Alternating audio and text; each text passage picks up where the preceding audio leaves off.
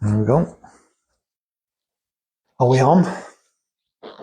Hopefully everyone can see us and hear us.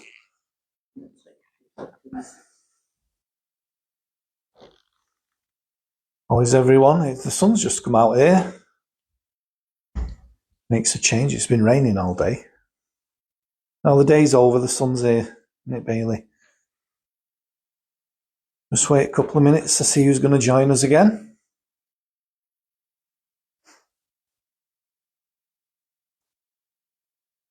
I don't know if you can see the board, but that's what we're going to be talking about tonight. Why does Facebook take Oh, yeah. Not if anyone has joined yet. We're just waiting a couple of minutes. Right, it's live. John was really hungry tonight. We just had something to eat. I'm like starving all day. And we've got sunshine, haven't we, Bailey? Got people joining, love. Great. How is everyone? All Sharon, okay this evening? Sharon says hi. Hello. So, we'll just have a swig of tea and we'll make a start. Christine says hello. Everyone's jumping on. I forget how. Is this the sixth one? Fifth one? Fifth. Losing count already. Doesn't take long, does it? Yeah, so number 5 in our little talks about the kind of things that are put into our normal household soaps and cleaners and all that kind of thing, personal care products. Tonight then, quite a common one that's in a lot of certainly shampoos and soaps and things is phenoxyethanol. So what is that?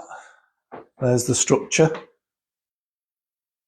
So it's called phenoxyethanol because if you imagine this part here on its own, that's ethanol,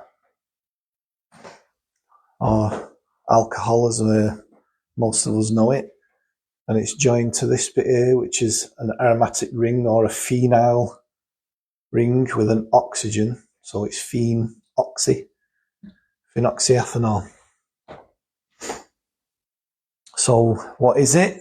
What's it used for? It goes into all these because it's a preservative. It's mainly to stop bacteria and fungus from forming in these products while they're sat around on the shelves waiting to be bought. Why is this one used? It's cheap, relatively easy to produce, and they say it's got a kind of floral smell. Or it's kind of flowery, but I don't think it has. I think it's a very sickly, almost pineapple-y but acrid with it kind of smell, I think. And it's a sickly smell that sticks to you. Anyway, I have used this stuff in the past in my sins. Yeah, so the kind of things it goes into: body wash, usual soaps, cosmetics, all the usuals, shampoo, cleaners, household, baby soap, particularly, your creams and medicines, and another one. I knew there was one I forgot. Vaccines.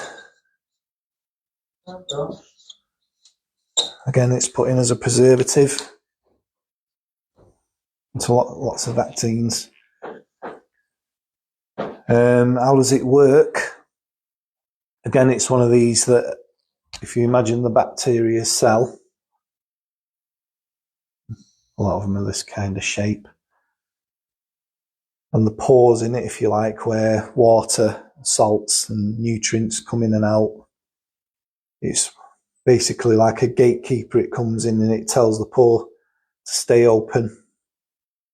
And what it does, it increases how many potassium ions it lets through, particularly. So out here in the water, you'll have salts of, say, potassium chloride. So it opens it up and it lets lots and lots of those through into the cell. So what that does then, to keep that kind of balance of the concentration inside the cell, the bacteria then lets in water, so it's like an osmotic pressure, and the pressure just builds up and the bacteria goes pop. Among other things, that's how one of the ways it works. So it's quite a good one. So obviously it's put in there to kill things, to kill cells. A bacteria is just a cell. Where's me doodah? Yeah, so can you imagine it's not very good for bacteria cells. It's not the best for ours either. What tends to kill one kind of life on this planet tends to kill another. Same with plants as well. What's toxic to plants is usually toxic to us.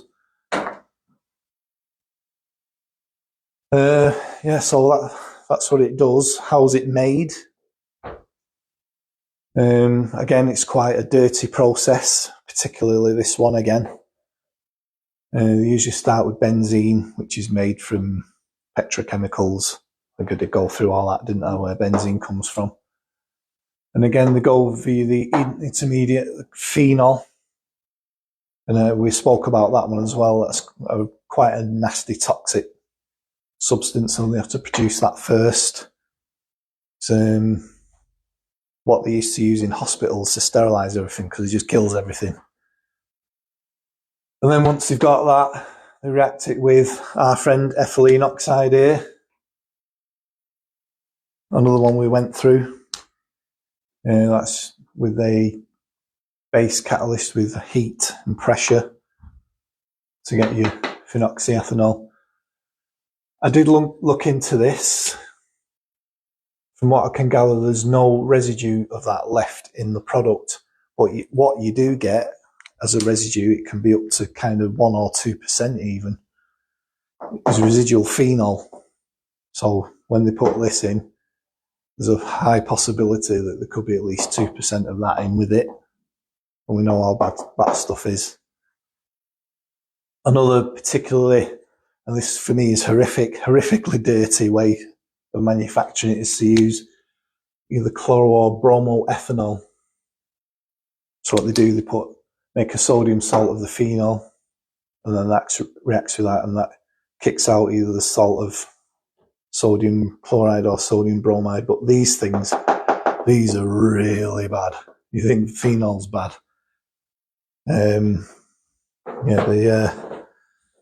I've used those as well in the past, but they absolutely rip cell walls to pieces. They also attack DNA, so not a nice intermediate. Again, polluting the environment, all that kind of thing. So that's before you even get to this. They do purify them. I say they're typically about 98% pure. That's how they're sold industrially. Do you remember seeing that? We used to get the 98% stuff and purify it. It is quite an effective thing at what it does. We'll give it that. That's the reason they use it. But what does it do to us? So where to start? A few other things it's used in, just to mention. I'm going backwards here, but it's also used as a solvent. And I'll come to that. I mention that because we'll come back to it later. It's using a lot of things like inks, like your computer printer inks, things like that. I think they are trying to find alternatives to that. I mentioned vaccines, didn't I? Another one it's used for is insect repellents. So if you buy an insect repellent off the shelf, one of the big producers, chances are that's the active ingredient. So you're putting that on your skin. I'm jumping around here, but I'll come back to that, I think, about what it does inside our cells. So Again, I've been looking online. I'll probably start by reading this bit. This is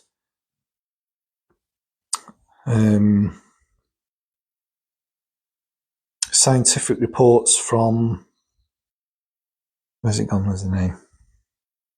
It's the public health library. So it's a report they've produced about phenoxyethanol.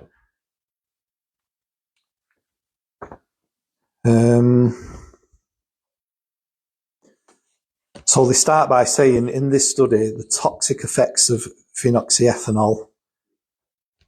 So they're actually saying the toxic effects, so they do know already that it's toxic, which is widely used in cosmetics and industry, has been investigated, blah, blah, blah, blah, blah. This just goes through the test method.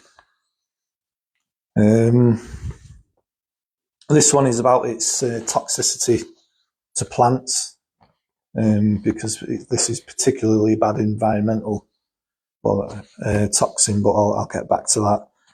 But I just thought I'd show this because of the way what it does and the way it affects the cells in the plant. The mechanism of toxicity has been tried to be explained by these contact tangles. So what they've been doing is looking at the cells of the plant and the roots and all that, and measuring the effects it has on the cell's water uptake, and they can measure that by what they call a contact angle. So they shine a beam of light at it and measure the contact angle of like the water on the surface.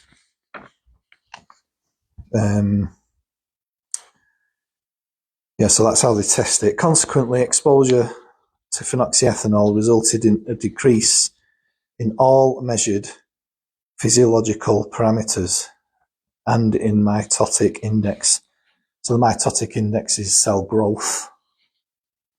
In contrast, significant increases in the micronucleus and chromosomal abnormality frequencies were observed. So basically, it's having a go at the little organelles inside the cell. It's having a go at the DNA.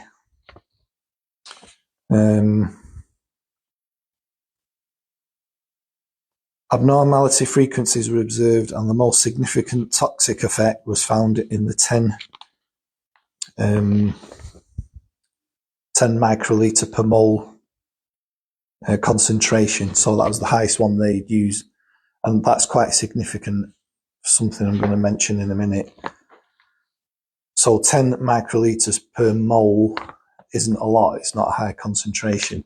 It's about 0.1% when you work it out. I did work it out on there. So at that level, this is what it does. Phenoxyethanol application induced oxidative damage and caused significant increase in malondialdehyde. So again, I'll come back to that one. You can remember it. Malondialdehyde. And a decrease in glutathione level compared to control group. Also, a response occurred against oxidative damage in superoxide dismutase, which is an enzyme, and catalyst activity. And basically, they then say that the effect increased with the concentration. Furthermore, phenoxyethanol treatment resulted in some anatomical damages and changes such as necrosis, death, cell deformation, and thickening of the cortex in the root tip. So what that means is the ability of the plant, the roots of the plant, to uptake water was severely affected. This then led to deformities in the plant itself. Contact angle measurements taken against was found that the wettability and hydrophilicity of the root preparations treated with phenoxyethanol was reduced. And this was an explanation of the growth abnormalities associated with water uptake. As a result, it was found that phenoxyethanol application caused toxic effects and many viability parameters.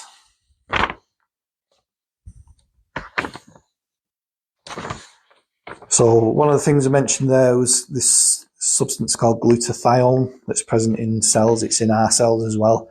And this stuff is absolutely essential. It regulates a lot of things.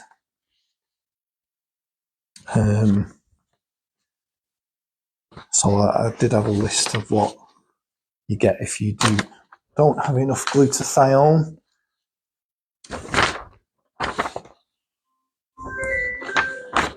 Who's that? Sorry, someone's just phoning me.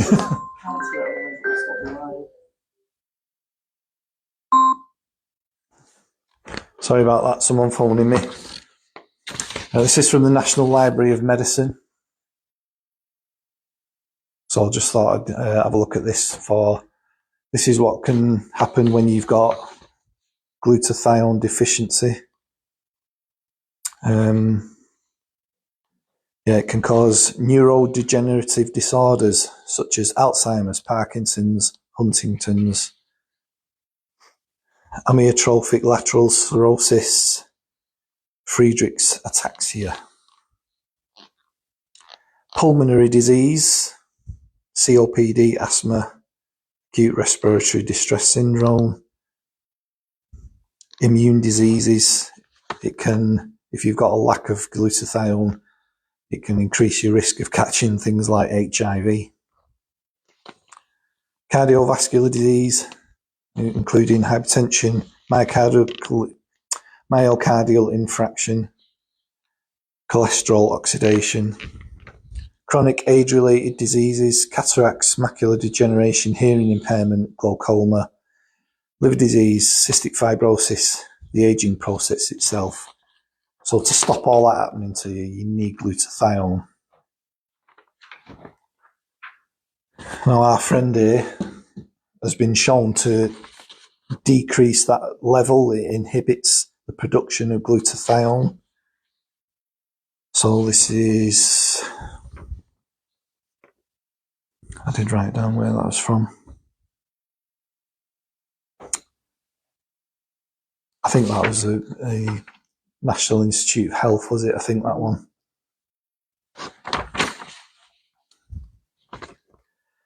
The actions were examined of 17 frequently used glycol ether compounds, so it's things similar to what I made from this.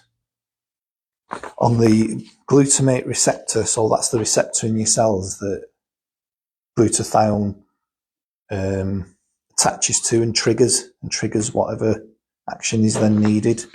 The receptors were expressed in xenopus oocytes by injection into a test subject and the mRNA. Most of the 17 glycol ethers exerted no effects on the glutamate subreceptors activated by the normal activator, which is NMDA. Whereas 2-phenoxyethanol caused a considerable reduction of NMDA-induced membrane currents in a reversible concentration-dependent manner, i.e. the more that was there, the worse it got. The threshold concentration of the ethylene glycol monoethyl ether, which is phenoxyethanol, was less than 10 micrograms per mole. 10 micromoles per litre. So that is 1,000 times less than the 0.1% there. So just bear that in mind. That's 1,000 times less than the 0.1%. The concentration for a 50% inhibition was 360 micromoles per litre. So to stop half of the receptors working in the cell, you only need 360 micromoles per litre, which is 0.3%. The results indicate a neurotoxic potential for 2-phenoxyethanol, so that's that one.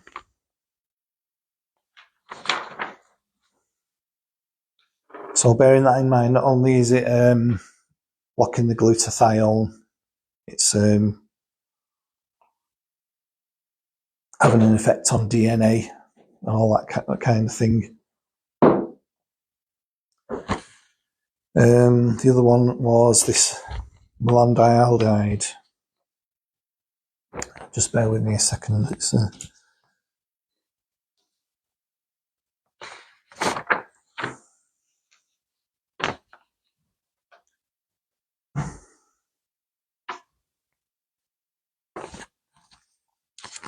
It's an interesting one, the malondialdehyde, because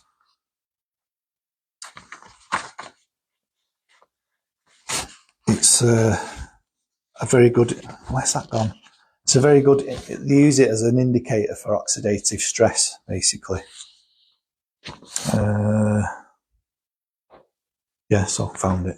This is from the National Library of Medicine about oxidative stress.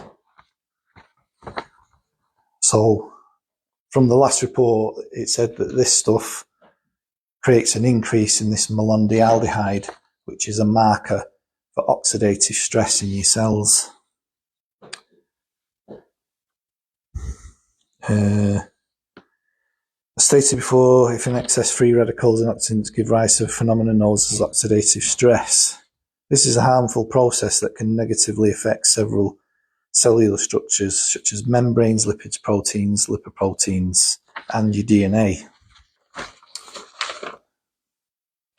So what can happen to you when you're full of oxidative stress? This is just, I won't read it all, but there's a list. Top of the list there, cancer, cardiovascular disease. These have all been linked to it. Neurological diseases, respiratory diseases, rheumatoid arthritis, kidney disease, and sexual maturation. So basically it slows that down. So it's like a domino effect almost when you put this stuff. If this gets inside your cells, it'll block the glutathione, which you need for pretty much everything in your cell. And it produces this malondialdehyde. It's a very reactive compound, that.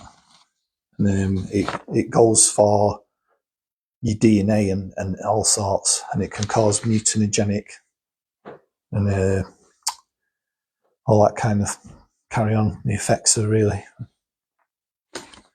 it's not nice stuff. That's just a few of the effects it has on us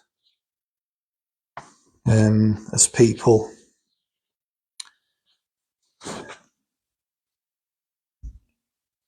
There's also, I think we should move on to, it's kind of linked to it's a good bridge between what it actually does to people in itself and particularly bad, I think, this one for the environment. So they did a case study. This is the Journal of Occupational Environmental Medicine.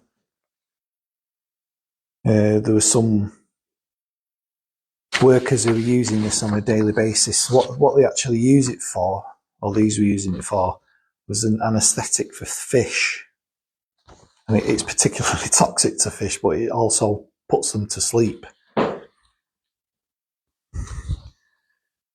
2-phenoxyethanol used as an anaesthetic for handling small fish at a salmon hatchery. So bear in mind, a salmon hatchery, most salmon now is farmed. So this is what they're doing. They're putting this stuff in to make them docile so they can move the fish around without causing them too much distress.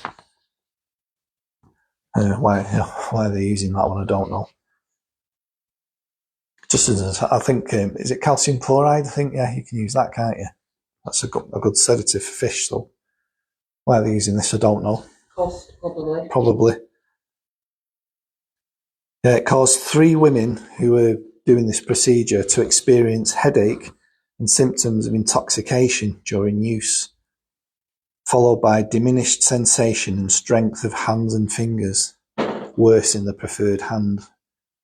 Persistent neuropathy did not develop in any of them, But after 1 to 2 years of exposure, the women manifested gradual onset of symptoms of cognitive impairment with an inability to work. So basically, put them out of a job. They were too ill to work. Neuropsychological testing verified that all three had focal cognitive impairments that persisted. One also had documented labyrinth hyperfunction. I had to look that one up. It's vertigo. You knew it though, didn't you? Yeah. It's vertigo, nausea, vomiting, tachycardia. So I imagine that wasn't very pleasant. This originated during this exposure. The immediate and delayed effects of the phenoxyethanol in the central nervous system resemble those of other organic solvents. So that's quite important, that, because a lot of solvents are recognised as being very harmful. I've actually got a friend who used to use a lot of xylene, which is a similar structure. I think it's xylene, I think. And he got kind of brain damage from it. So, yeah, if it's having an effect like solvent abuse, we've all heard of that, haven't we? Mm. So that's what it's done to him.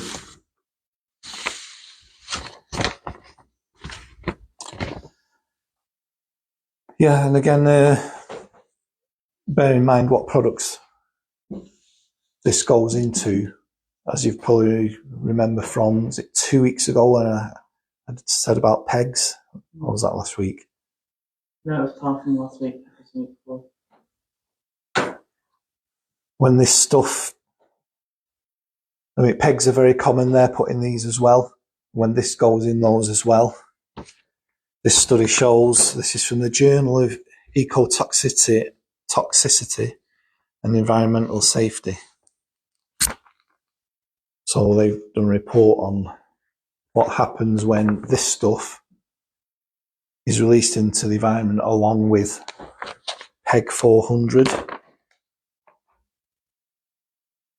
Another very, very common additive in these.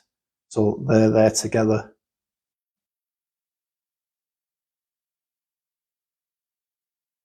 So pegs are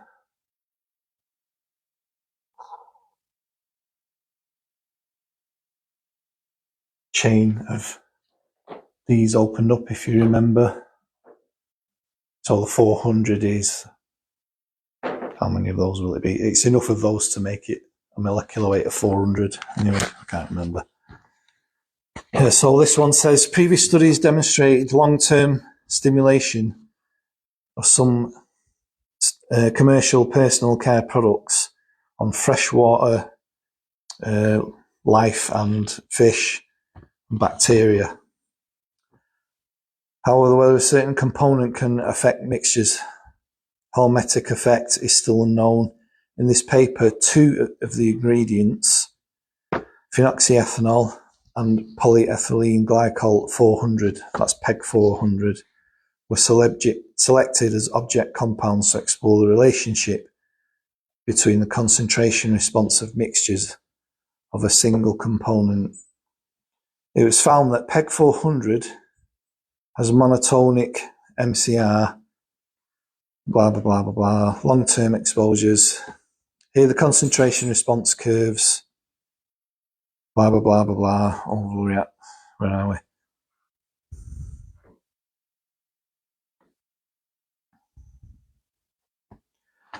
I'll skip to the end. The overall findings suggested toxicological interactions should be considered in the risk assessment of PCPs and their potential impacts on ecological balances.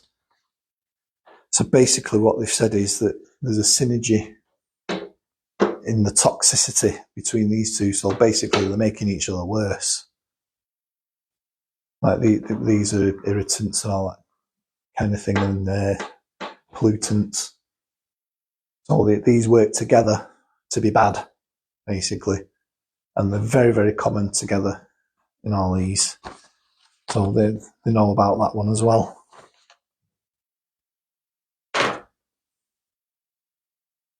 So that's it.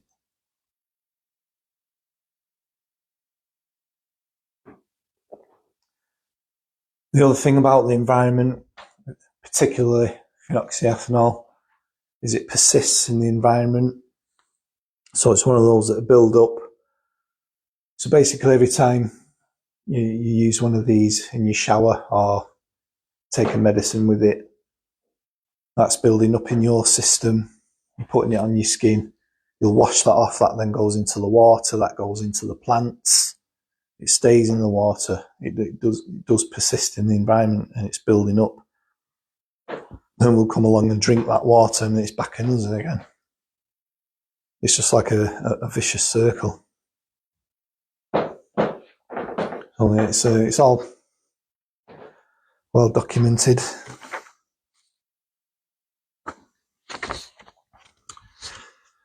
I thought I'd mention this as well because this is quite interesting. I said that one, haven't I? I mean, I'll look through a lot of these papers and things, and I came across this one. So there's a few names mentioned here. This was from a Wiley publication. Safe review of phenoxyethanol when used as preservative in cosmetics. So basically they're saying they've done a lot of tests, and actually they came to the conclusion and said that this stuff was safe. And the safe level that's been set by the EU, and I think the FDA in America is the same, is 1%. So go back to what I said before about the effect on the plants. That was at 0.1%. It was having an effect. So the safe limit is 1%, and that's typically the level this stuff is put in these. So 1%, these guys are saying it's safe. So, I mean, I can't question really what they're saying, but I just thought I'd delve a bit deeper. And the funding, and you can see it there under grants and funding, was provided by Cosmetic Active International.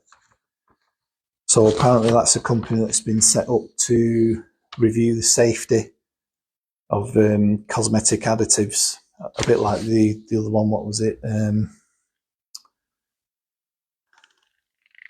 can't remember the name of it now. It's for the perfume. Yeah. Yeah. Yeah, so I then looked into where this company came from, and it turns out it's owned by L'Oreal.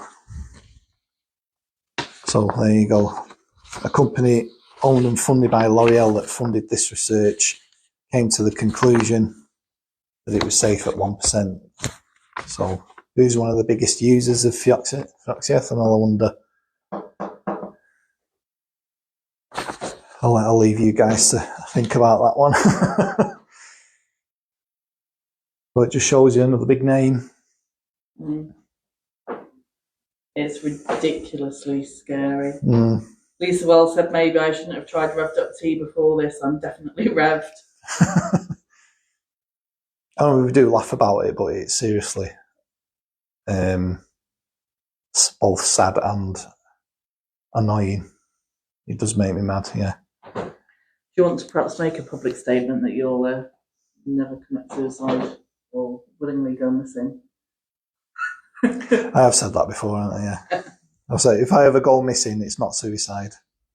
You know, I've no intention of committing suicide. So if I do, it's probably foul play.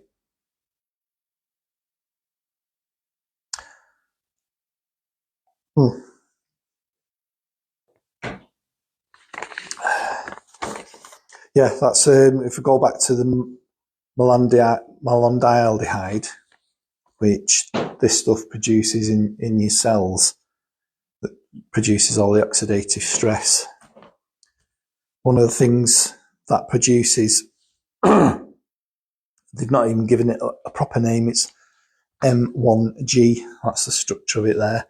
I can tell by looking at it, it's quite reactive. But what that does in particular, it reacts with your DNA. And that's been proven to be both mutagenic and carcinogenic. So they're saying this stuff is safe. That, you know, in itself, I've read a lot of tests as well where they've given it to rats and things, and a lot of them have died.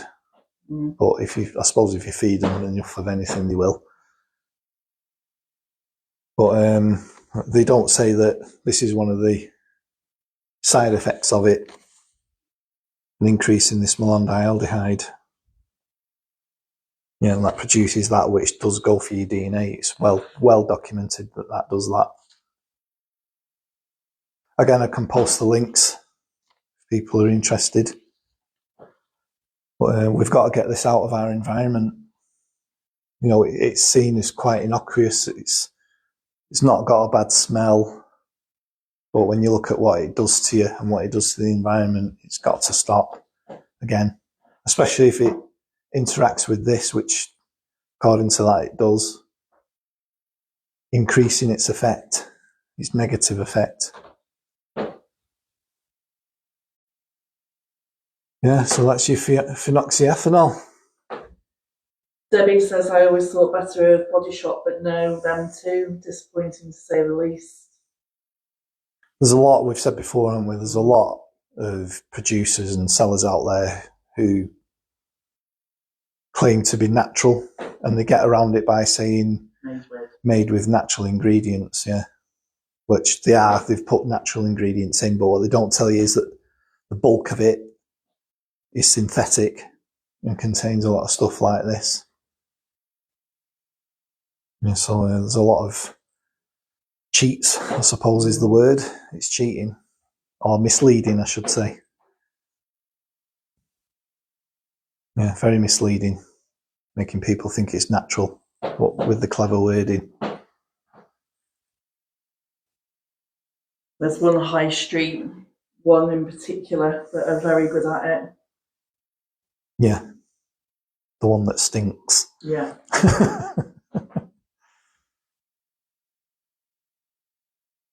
Yeah, so, I mean, again, they're putting it in vaccines as a preservative. I think we've known for a long time that preservatives in food and whatnot are a bad thing. They're also a bad thing in cosmetics. You can get natural ones. The essential oils we use are natural preservatives, and they don't do this. So why use them apart from cost? So damaging the environment, damaging people's health just for a few quid, as usual. Vitamin E. Yeah. Vitamin E is a good one, yeah. Joanne says she can't walk past said shop without sneezing. Vitamin E is actually a good one for countering this kind of thing because it fights against oxidative stress. It's a really powerful antioxidant. So yeah, get your antioxidants if you can. RTs are very good antioxidants. Yeah. Anything like that, yeah. Coloured fruit. In fact, out of all of the teas, the best antioxidant would probably be revved up, wouldn't it? I would say so. Yeah. I don't know, it's hard to say it without testing it, I suppose, but probably. Christine says, I used to love said shop, but not anymore. They get round it by labelling. I'm pretty sure this is how they label it. You can see it if you go and look on their website. They label it as natural ingredients and safe synthetics. I'm pretty sure that's how they label it. Yeah, well, according to the literature of said producers, all these things are safe. But when you look into the published data on it and all that, they're absolutely not.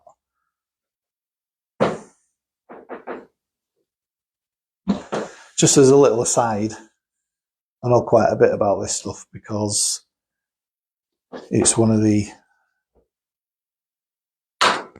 things that's very useful for making certain types of plastics.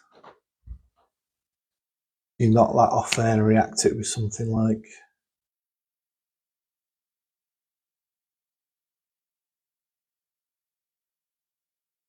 make a methacrylate.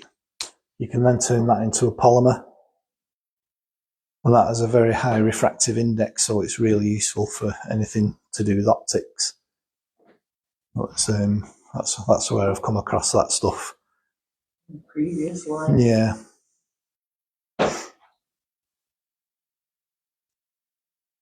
It's a long time since I've drawn that structure. Yeah, I'll rub that off. Bad juju.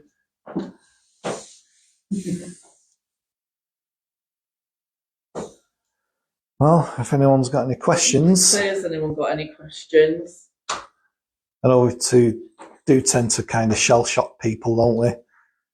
With these things. It is shocking. Oh, thank you. Lisa says we're so lucky to have you guys. Well, I mean, it's all available if you dig, but I suppose it's knowing what to look for. Yeah, well, that's it. It's like going and searching a beach for buried coins without a metal detector if you don't know what you're looking for. You know, you're only going to come across it by chance. Well, that's like the fifth of these ingredients, and most of the 5 go into these, don't they? They tend to use them all in conjunction. Got to recap them. What we've done so far. Remember. You want me to do it in order? So phenoxyethanol, we've done PEG, we've done Parfum, SLS, SLES, Parabens, yeah, that's it, yeah. Very common, all very common in most of these. Sharon says, I'm just flabbergasted at the amount of crap we put on and in our bodies. And it tends to build up. Yeah. Well, my main concern with this one is more about its environmental impact, which will recycle it back to us, because it does persist in the environment. If anything, our filters act as our cells act as a filter for Mother Nature. Yeah. Which is scary. Oh, that's another topic. Fluorine in tap water. That's my opinion anyway on it. I can do that if you like. I'll talk about that.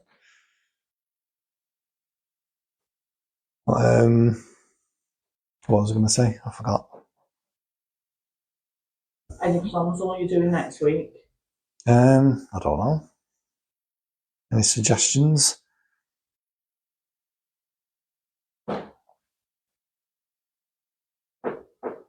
We've got 5 biggies, haven't we?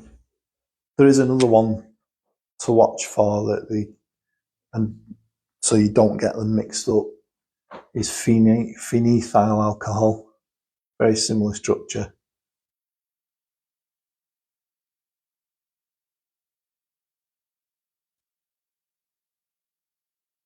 So it's basically the same, but it hasn't got that ether link there, the oxygen.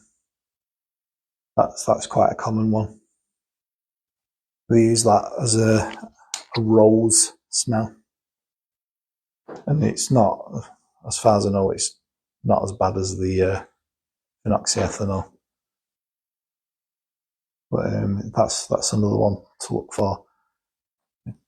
It does actually smell quite rosy. Debbie says, yes, please. The smell of tap water is enough. And I'm not sure about the high street filters.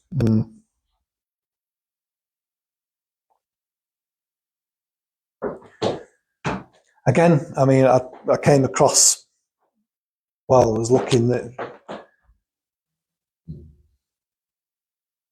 I'll just draw it out again, the structure.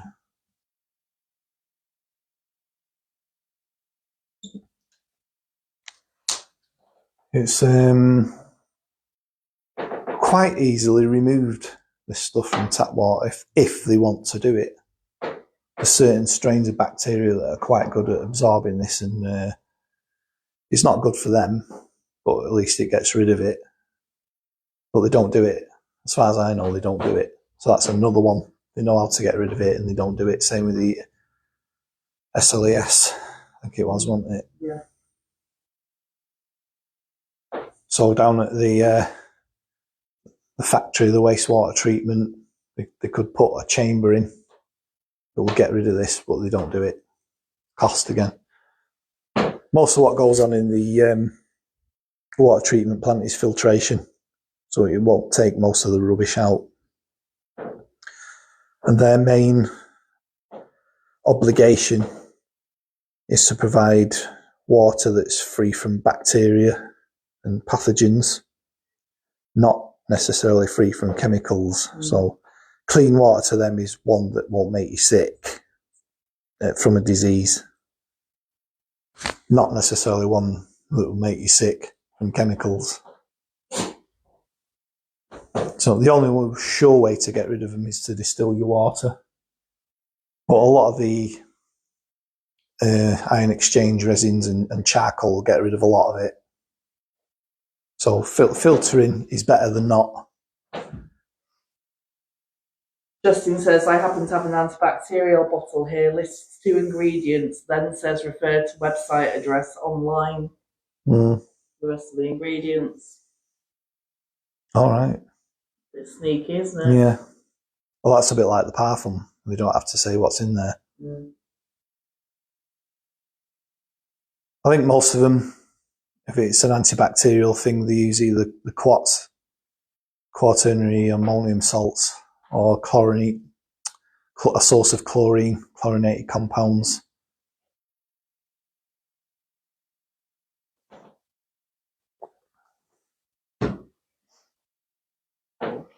They're usually kind of cyclic structures with the chlorine sticking out of it.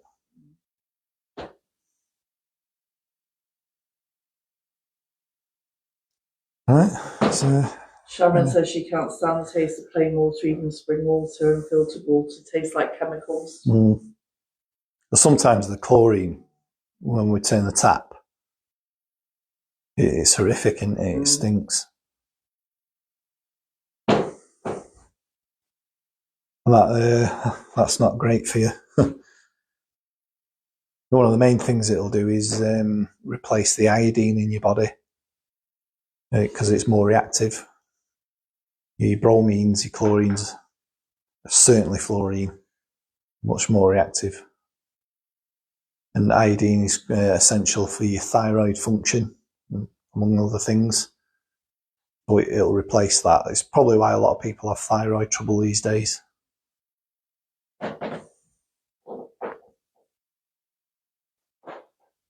You can replace that. I've seen things online where you can get an iodine source, or seaweed, something like that. It's very good. Any more questions for us? I don't think so. Or it's just gobsmacked yet again. It's just so dirty from start to finish, even the way it's made. The things they put it in, this is going in baby stuff. And it's washed down, it goes down the plug hole, and it's into the water table then. You'd probably drink it again, or it'll get into the plants that we eat.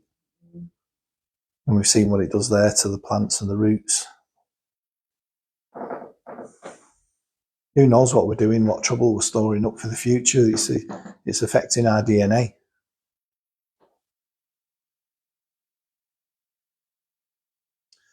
Oh well, all you can do is minimise it, isn't it, again? Like, try and minimise the effect by cutting a lot of these out.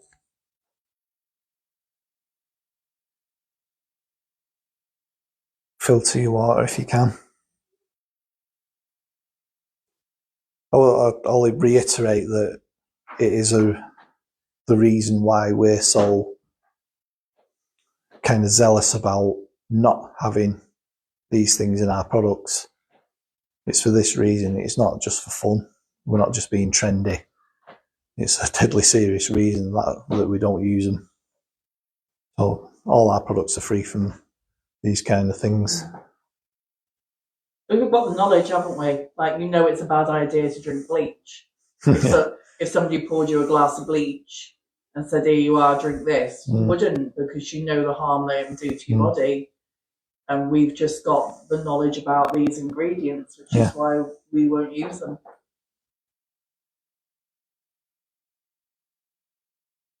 Scary stuff. It's all the way along, though, isn't it? Like, each step here produces waste, produces pollution,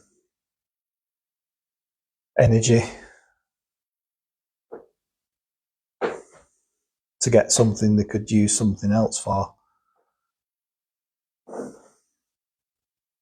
Anyway, I suppose then on that note, if you think of any questions later on, like, you can drop us a comment or something on the live or somewhere like that. Right then, if there's no further questions or anything, we'll call it a day, I think. I think Bailey's had enough, haven't you? Oh, you can hear him snoring. We'll put you to sleep. All right then, gang. Take care of yourselves, and we'll see you next week. I'll talk about something else. I'll think of something. There's an endless list. Everyone's saying thank you. Well, thanks for joining. Thanks for watching us again. All right, take care then, and we'll see you next week.